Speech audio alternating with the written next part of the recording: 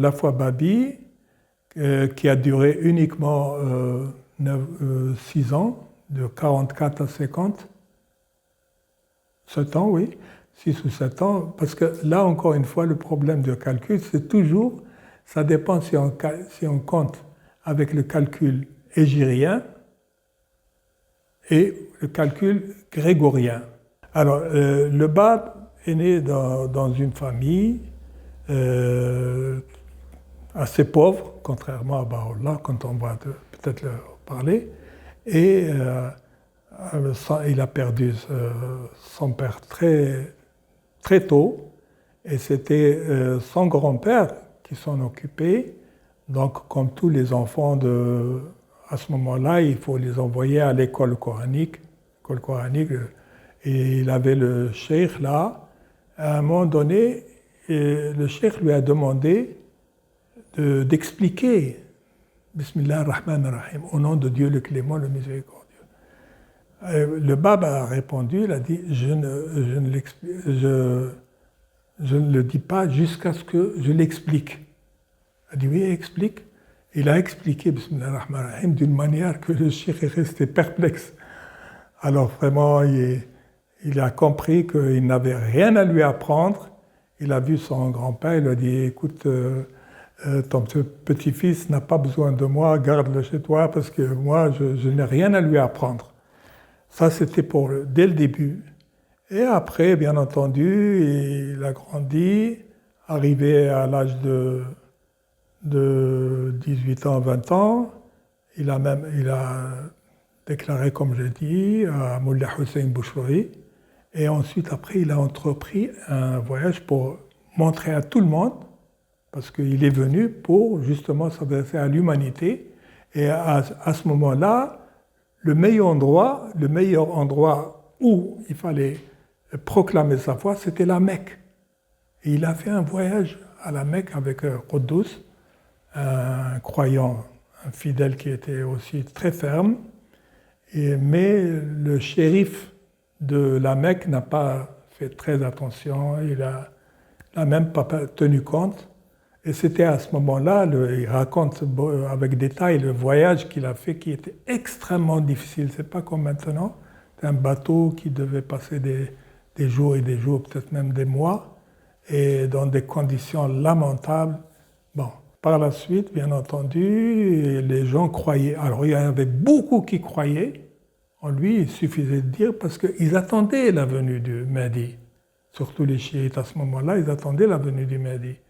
Et après, il y a eu des persécutions, des milliers, on parle de 20 000 morts, qui sont tous qui ont donné, qui sont sacrifiés, pourquoi sacrifier? Parce qu'on leur demande d'abjurer leur foi, et quand ils refusent, ils sont sacrifiés.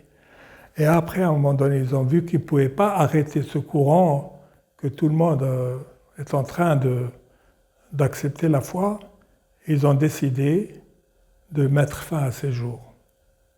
Alors pour mettre fin à ces jours, c'est l'histoire de sa pendaison et tout, c'est une histoire très mystérieuse, mystique. Ils ont fait un jugement sommaire. Ils ont vu que voilà, ils ont dit, lui ont dit tu abjures, tu dis que abjure ce que tu dis et on te lâche.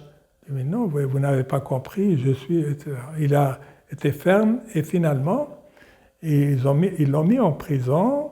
Il y avait toujours un secrétaire qui lui écrivait ce qu'il disait, ce qu'il révélait, et 3 autres ou 4 autres, ils l'ont mis en cellule, et ils ont demandé à une armée, le chef était arménien de religion catholique, et automatiquement, il avait parlé au Bab avant de l'amener à la pendaison. Il a dit, moi, excuse-moi, je ne fais qu'obéir aux ordres qui m'ont été donnés, mais je n'ai rien contre toi. Alors, le Bab, qu'est-ce qu'il lui a répondu? Il a dit, si tu es sincère dans ce que tu dis, Dieu ne te permettra pas de commettre un tel acte. Bon, il n'a rien dit. Effectivement, c'est les Arméniens qui ont tiré et que finalement, ça n'a pas marché puisqu'il a été, par un miracle, là c'est question de foi, c'est un miracle, et il a disparu complètement. Et après, on a cherché partout, on l'a retrouvé, il était dans la cellule où il n'avait pas terminé de dicter ses dernières volontés. Et là, quand ils sont venus pour la deuxième fois, qu'est-ce qu'il leur a dit? Il a dit, maintenant, j'ai terminé ce que j'avais à dire, vous pouvez faire de moi ce que vous voulez. Et le chef arménien qui a vu tout ce miracle, a dit, jamais de la vie, vous pouvez me tuer, je ne ferai jamais une deuxième fois ce que j'ai fait. Ils ont dû faire appel à une autre armée, à un autre chef, celui-là d'origine musulmane, et qui a pris avec encore une fois le même topo, avec ses 750 soldats, ils ont tiré sur lui, et cette fois-ci ça a marché. Et cela prouve là justement la justesse d'un hadith qui dit que ce sont les musulmans qui vont tuer le Bab. Il y a un hadith qui dit, quand il vient le Bab, quand il vient le Mahdi, bien entendu à ce moment-là, il sera tué par les musulmans et non pas par les chrétiens. Donc la foi Babi, comme je réponds directement, c'est une préparation pour recevoir le grand message de Baha'u'llah. Le Bab lui-même le dit. Je ne suis que dans sa poignée. Il donne plusieurs comparaisons pour montrer que la foi Babi, encore une fois, elle est venue pour purifier les cœurs, pour vraiment être prêt. Donc voilà, en gros, ce que je peux dire dans la révélation d'un Babi.